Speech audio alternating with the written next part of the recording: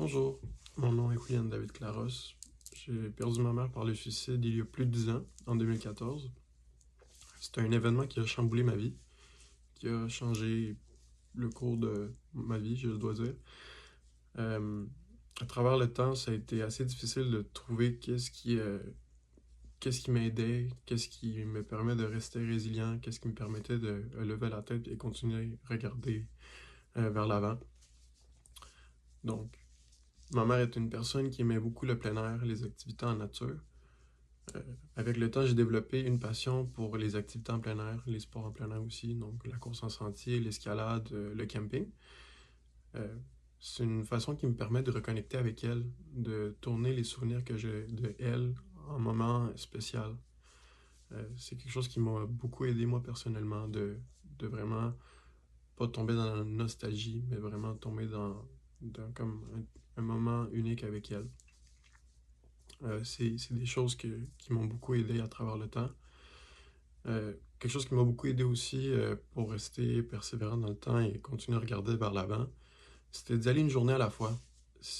Pour moi, c'était très important là, de ne pas regarder trop loin, de ne pas me poser de questions de comment je vais faire dans 2 ans, comment je vais faire dans 5 ans, comment je vais faire dans 10 ans. C'était vraiment de me concentrer au jour le jour, surtout au début, de savoir qu'est-ce qui me faisait du bien, qu'est-ce qui me faisait se sentir bien au moment présent. Pour moi, ça a été de partager avec du monde, de faire de l'activité physique, la musique, écouter de la musique à tue-tête quand ça va moins bien, ça m'a beaucoup aidé. Euh, c'est très personnel à moi. J'ai continué beaucoup avec l'activité physique et la musique. Et aussi, à travers le temps, ça a été important pour moi de me tourner vers des personnes clés, d'aller chercher de l'aide du monde en qui je faisais confiance, de leur dire que j'allais moins bien et que j'avais besoin de leur aide, que j'avais besoin, j'étais dans un creux et j'avais besoin de leur présence.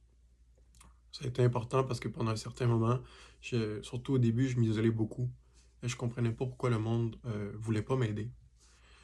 Mais par la suite, j'avais compris que ben, le monde, ils savent pas nécessairement comment je vais si je leur dis pas. Ça a l'air niaiseux, mais on peut des fois ressentir que le monde, ils savent qu'on a besoin d'aide, mais il faut leur dire. Donc, à travers les années, c'est beaucoup ces techniques-là, là, passer du temps en plein air pour me ressourcer, passer du temps avec des personnes qui me sont chères, et y aller toujours une journée à la fois. Même après 10 ans, c'est toujours d'aller une journée à la fois. Et d'aller chercher de l'aide comme celle du Centre de prévention du suicide qui m'a beaucoup aidé à travers les années aussi. Donc, j'espère que ça peut vous aider un peu et je vous souhaite une bonne journée.